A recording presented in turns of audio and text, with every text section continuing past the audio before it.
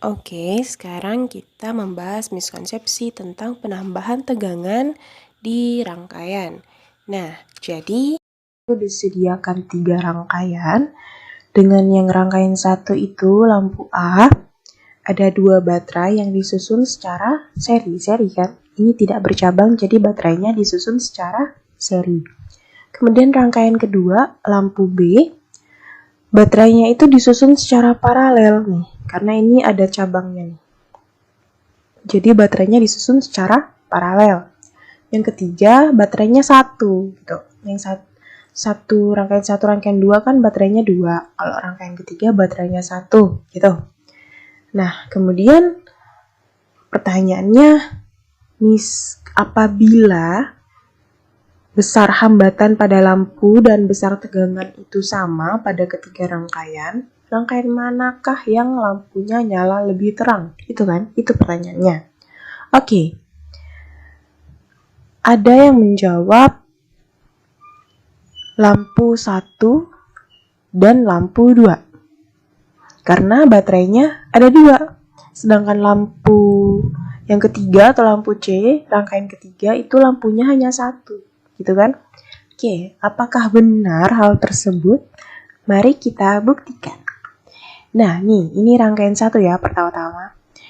Ini bisa kita lihat ya, kalau garis sinarnya itu panjang banget. Otomatis, jadi di sini kita juga udah tahu kalau lampu yang menyala paling terang itu adalah rangkaian ke 1 gitu. Coba kita cek deh pakai alat pengukur arus. Kita cek. Loh, ternyata 1,8 ampere itu. Ini arus total di rangkaian 1,8 ampere. Gimana yang rangkaian kedua ya? Rangkaian kedua ternyata 0,9 ampere. Lebih kecil ya daripada rangkaian ke-1, otomatis rangkaian kedua itu, coba kita cek dulu deh rangkaian ketiga. Kita cek.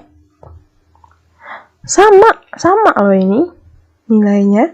Nilai dari arus di rangkaian kedua yang 2 lampu secara paralel dan rangkaian ketiga yang 1 lampu. Nilainya sama ternyata 0,9 ampere.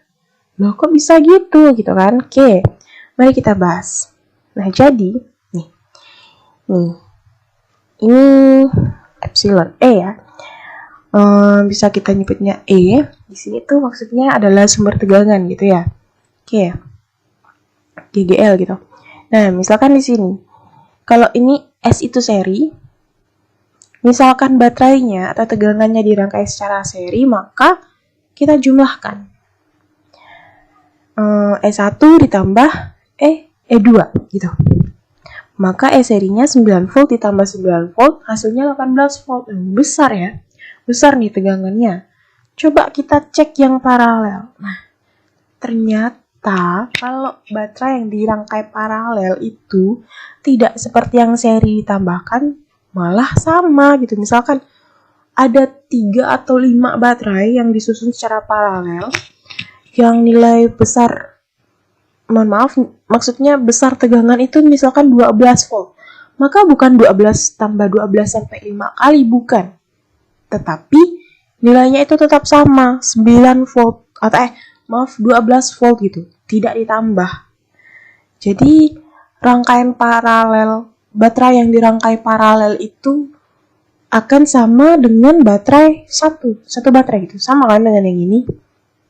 Nih, ini 9 volt, yang ini juga 9 volt, tapi dia dirangkai paralel, maka besar tegangan totalnya itu sama, yaitu 9 volt, tidak seperti ini, 9 volt. Ini 9 volt tambah 9 volt itu 18 volt, makanya arusnya itu besar gitu. Sedangkan ini kan sama dia, 9 volt.